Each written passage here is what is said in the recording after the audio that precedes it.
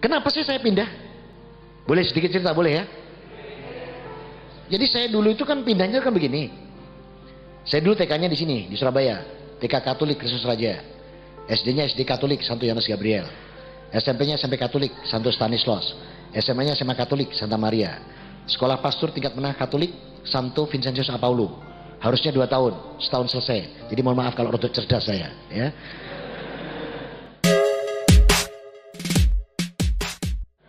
Kemudian nggak ditaruh di umat saya, nggak ditaruh di gereja. Tapi karena saya 2 tahun bisa selesai setahun, saya diteruskan sama Keuskupan Surabaya untuk sekolah lagi. Nah, maka saya sekolah lagi, ngambil di STFT, Sekolah Tinggi Filsafat dan Teologi, di Santo Giovanni. Itu 10 semester, harusnya 5 tahun. Saya selesai 3 tahun. Untuk kedua kalinya saya mohon maaf kalau saya rotok cerdas, ya. Jadi saya nggak dikembalikan ke umat, langsung sekolah STFT-nya. Yang 5 tahun cuma 3 tahun saya. Kemudian karena lulus nggak ditaruh di gereja saya. Jadi sebenarnya keliru nulis saya mantan misionaris karena saya belum turun ke umat. Tapi kalau mantan pastor iya, karena sudah dilantik jadi pastor. Jadi harusnya keliru kalau nulis saya jangan mantan misionaris, salah nanti. Bisa dikritik sama mereka. Mantan pastor saya, itu benar. Karena saya belum turun ke umat. Begitu saya lulus 3 tahun itu, tidak 5 tahun, saya langsung dikirim ke Vatikan Roma. Saya ambil magister teologi di sana. Harusnya 3 tahun. Saya selesai 1,5 tahun. Untuk ketiga kalinya saya mohon maaf kalau saya cerdas. Nah, kecerdasan saya ini terjawab. Kenapa saya begitu cerdas? Terjawabnya waktu saya masuk Islam. Kenapa? La haula wala quwata illa billah. Karena Allah. Karena waktu saya di SMA Santa Maria, saya nggak pinter-pinter amat kok. Malah hampir dikata nilainya nggak terlalu baik. Karena apa? Waktu itu saya 8 orang satu kelas yang laki-laki. Santa Maria itu perempuan semua itu. Satu kelas 30 itu perempuan. Lakinya cuma 8 lah. Jadi satu orang bisa dapat 3 gitu ya. Nah, pada waktu ujian, antum tahu nggak roknya anak-anak Santa Maria? Ini loh sepanjang baju takwa saya ini roknya. Jadi roknya anak Santa Maria segini nih. Ini roknya dia. Jadi roknya segini nih. Nah, kalau dia duduk ujian, kalau roknya naik itu keluar fisika, kimia, biologi ada semua. Jadi waktu jarak ujian tuh saya cuma lihat rumus-rumus doang. Makanya enggak lulus, enggak baik-baik saya nilainya ya. Ini nilai saya baik itu setelah saya sekolah laki semua itu baru baik. Saya dapat IP itu mulai di menengah sampai di magisternya itu rata-rata 4 ya, IP-nya.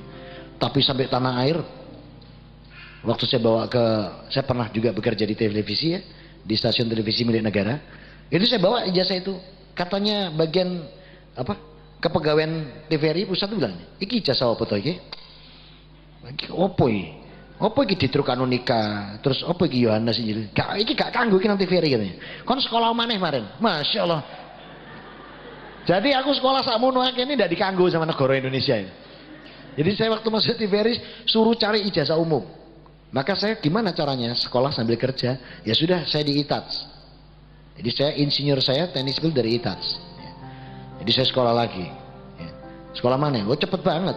Ya maklum aja ini apa terus. Ya cepet pokoknya nemu ijazah udah selesai. Ya. Makanya saya produk singkat sekolah di ITATS itu. Ya. Nggak banyak orang kenal saya di ITATS. Kecuali yang pernah saya marahi. Ya, karena LLM ini biar mantan komandan resimen mahasiswa. Gua ya. Saya juga mantan Cak Surabaya. Tahun 89. Katanya dulu ganteng dulu. Sekarang kumisnya sudah kena rilen. Jenggotnya yang mengalami perpanjangan. Nah kemudian, kenapa saya masuk Islam? Ketika di Vatikan Roma itu kami belajar. Dan lucunya apa? Perpustakaan Vatikan Roma itu punya Al-Quran 52 bahasa. Termasuk terjemahan bahasa Jawa. Lah pulang ke Indonesia, golek Quran terjemahan bahasa Jawa malah ndak ono. Saya ngeluh, piye ya kok iso ya. Tapi Vatikan Roma punya Quran terjemahan bahasa Jawa. Tapi waktu saya pulang ndak ada di Indonesia. Lah ya sampai bingung saya itu. Jadi mereka punya, itu yang buat Yohanes Paulus II, yang buat perpustakaan Islam. Jadi di ruang tempat kami di Saint Peters itu, kami ada perpustakaan yang isinya Islam tok full.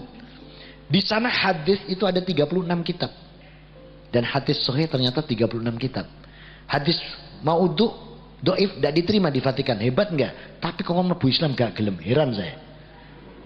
Nah kenapa mereka tuh kok tidak mau pindah itu lah? Padahal ayatnya jelas. Saya melakukan 2 penelitian. Yang pertama karena akidah, yang kedua karena hubutunya. Menurut akidah begini, Allah itu kalau kita tidak kebacut, tidak ditutup. Tapi kalau kita sudah kebacut benar, kufur terhadap nikmat Allah ini, maka ditutup. Maka hati-hati dengan surat ke-7 ayat 178. Jangan sampai kita dicap seperti itu.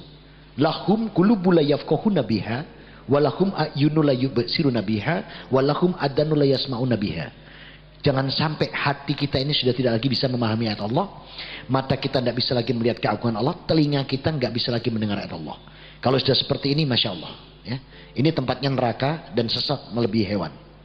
Oleh karena itu, mereka nggak akan mungkin mau pindah. Karena apa? Hubud dunia. Bayangin aja di Matius 16:4, maka mereka mendapatkan 10%-nya, 1/10 dari harta kekayaan. Itu kan luar biasa. Makanya suruh pindah nggak mau, kenyamanannya banyak. Contoh ya, ini contoh. Kalau namanya pendeta mau ceramah atau khutbah, sehari sebelumnya ditelepon, Bapak Pendeta, ya besok khutbah. Di mana? Di Purimas. Kami jemput 2 jam sebelumnya. Nah itu kalau pendeta. Kalau Ustadz jangan lupa ya besok ya, bisa berangkat sendiri ya Tat ya. Gitu. Tidak apa-apa, tenang. Tenang, saya masih bisa berangkat sendiri. Ini cuman contoh. Lagian kalau pendeta dijemput pakai mobil kan, naik Pajero ini, yes. Tanya dia, mobil apa ini? Pajero pendeta, enak sekali. Paling lama 1 semester, 6 bulan. Mobil yang dia bilang enak, atas dasar laporan yang jemput, itu sampai ke Dewan Gereja Indonesia, Dewan Gereja Internasional, ke Vatikan Roma, 6 bulan mobil itu sudah ada. Gimana mau ndak dinikmati, ndak bubukan mereka? Luar biasa. Untuk keluar rugi, hubudunya. Nah kalau Ustaz sama-sama Pajeronya ini yang jemput ini, Nurul Hayat lagi yang jemput. Wah, main apa ini? Pajero Ustaz. Enak Ustaz. Iya, makanya kalau punya duit beli Ustaz, gitu kalau. Tapi apa arti itu semua? Kalau amalan kita nggak diterima, itu ada di situ. Coba antum lihat di situ di surat 14 ayat 18. Kalau sampai ini ditolak sama Allah mau apa? Masalul ladina kafaru birobihim a'malahum karena distadat bihiri fi yaumil asif la yaqdiruna mimma kasabu ala sain. Ada itu surat 14 Ibrahim ayat 18. Kalau sudah mengingkari bahwa Allah itu Tuhannya, maka amalan sehebat apapun tidak diterima sama Allah. Bagaikan debu yang ditiup angin saat bertiup angin pada hari yang kencang. La yaqdiruna mimma kasabu ala sain. Amal kebaikannya tidak bisa diterima. Sudah, kalau sudah mau seperti mau apa? Lah saya daripada amalan saya nggak diterima. Oh ya, ini satu catatan ya. Saya keluar pastor itu bukan karena kawin. Sorry Jo. Ini penekanan ini. Saya paling mangkal dia mau nomor ganti kawin. Sorry Jo. Bener, maaf ini ya. Ini buat sini dok. Saya 35 tahun cuma buat pipis dok. Bener saya. Saya paling mangkal kalau dia ngomong alah paling Pak bangunku mergo pengen kawin. Sorry Jo. Saya keluar tuh karena dinul Islam. Jadi kenapa saya keluar? Satu, kalau saya teruskan jadi pastor, amalan saya nggak diterima. Disebutkan dalam surat 14 Ibrahim ayat 18, amalan saya bagikan debu. Yang kedua, kalau saya mati masuk neraka itu, yang buka Quran buka surat kelima ayat ke-72.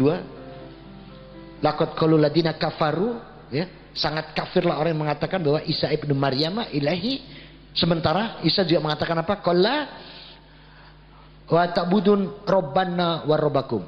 Tapi sembahlah Allah Tuhanmu dan Tuhanku. Itu masuk neraka itu. Diharamkan surga.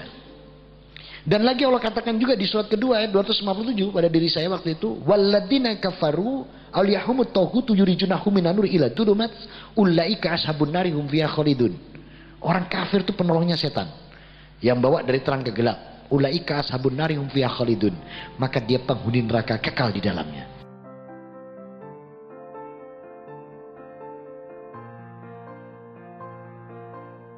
Nah kalau saya teruskan berarti amalan saya nggak diterima, mati masuk neraka, hidup tidak punya apa-apa, kan tidak kawin.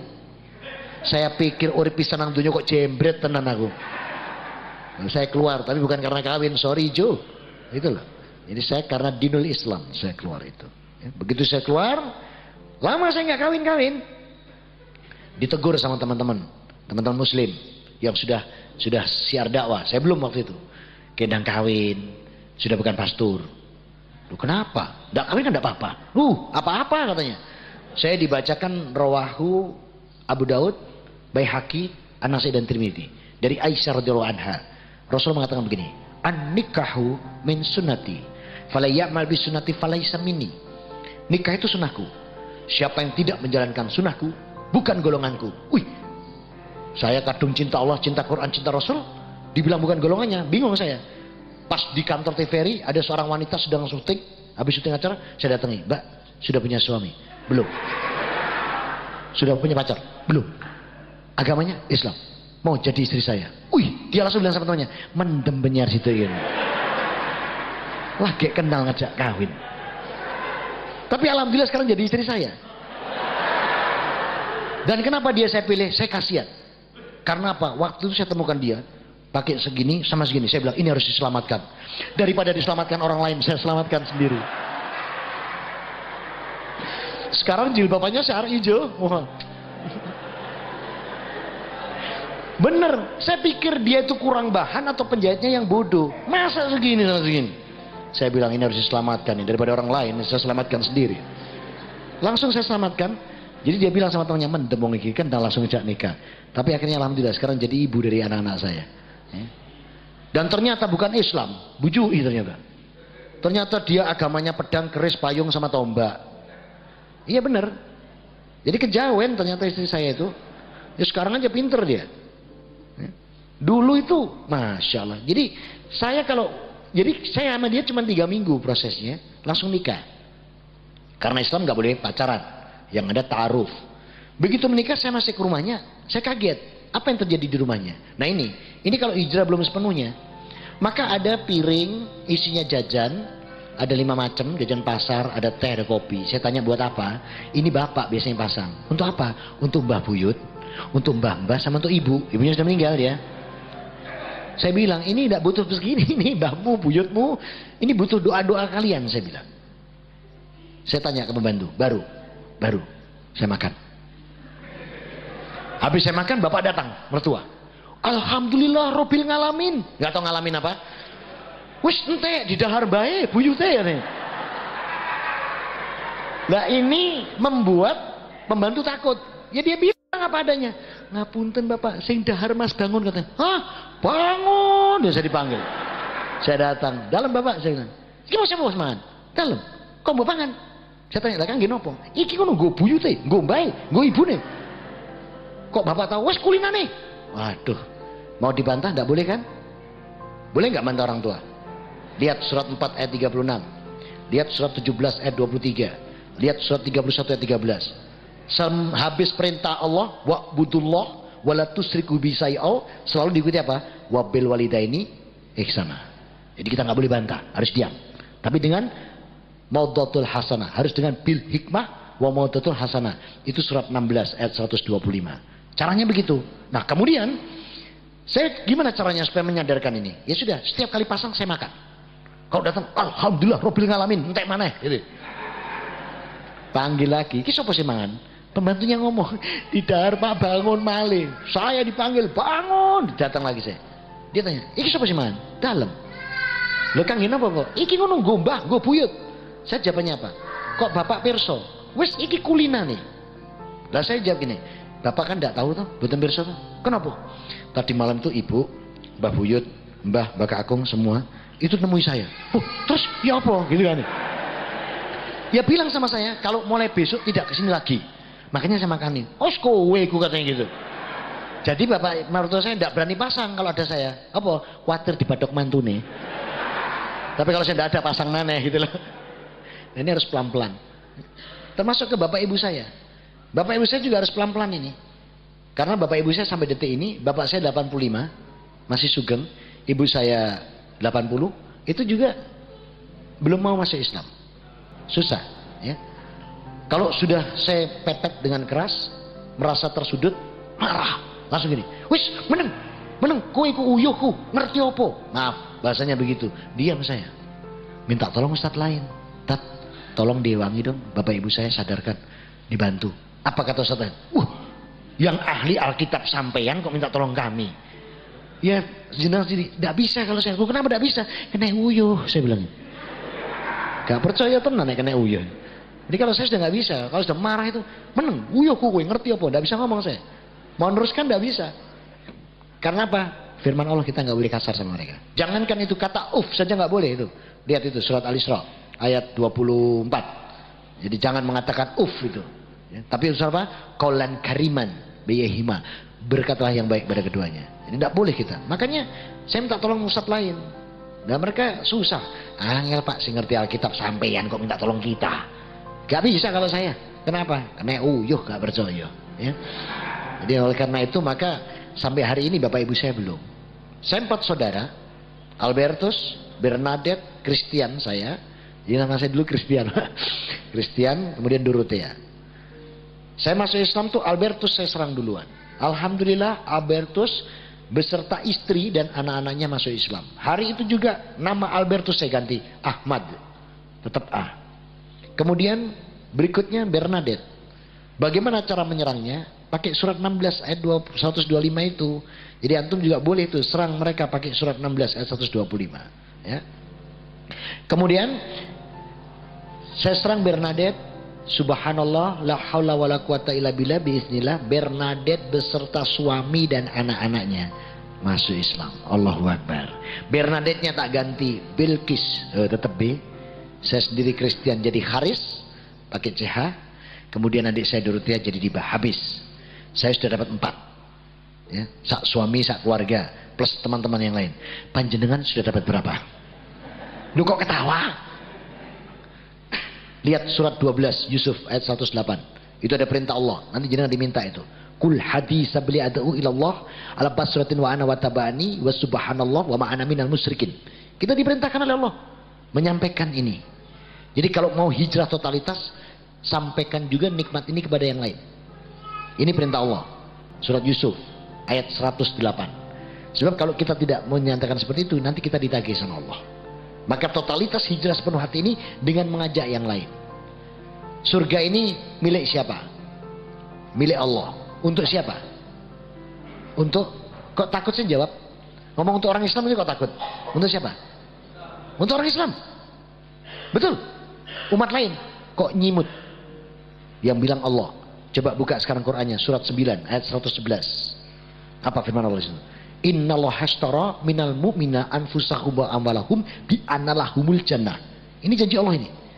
Sesungguhnya aku Allah hanya membeli diri, jiwa dan harta orang mukmin. Orang mukmin itu siapa? Orang Islam. Di mana kata-kata itu Allah? Di surat 3 110 bahwa orang mukmin itu orang Islam. Jadi yang tidak Islam tidak disebut mukmin sama Allah. Kemudian Allah katakan apa? Allah hanya membeli diri, jiwa, harta untuk diberikan surga. Berarti surga untuk siapa? Nah, takut jawab gitu juga takut. Untuk kita yang muslim.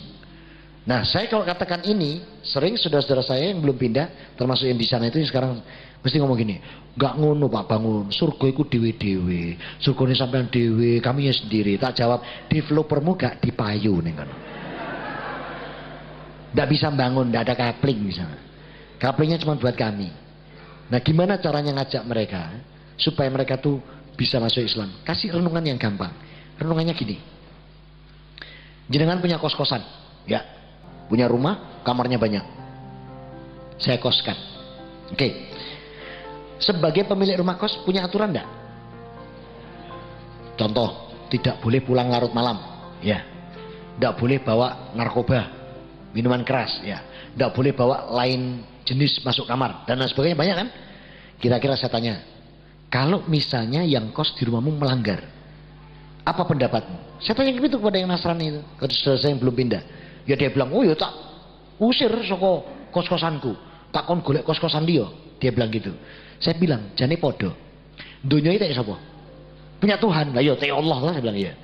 Yang punya aturan siapa? Allah. Nek kowe gak iso melo aturan Allah, kudune kowe golek dunia lain. Iso kowe golek dunia lain. Gampang kok ngajaknya. Dan ini coba jenengan praktekkan tips-tips seperti saya ini. Mikir tuh dia sudah. Iya ya. Nek iso golek dunia lain enggak apa-apa gitu loh. Selama kamu enggak bisa cari dunia lain, manuto. Dan beritahu dia, Islam ini indah. Kenapa Islam indah? Islam jaminan surga. Ya. Jadi Islam jaminan surga. Nah oleh karena itu, maka sampaikanlah ini kepada seluruh dunia. Jadi jenengan tuh punya tugas menyampaikan kepada siapa? Kepada Cik D, Cik Nga, Kok Lek, Kok Liang, Cece, Meme, itu harus sampaikan.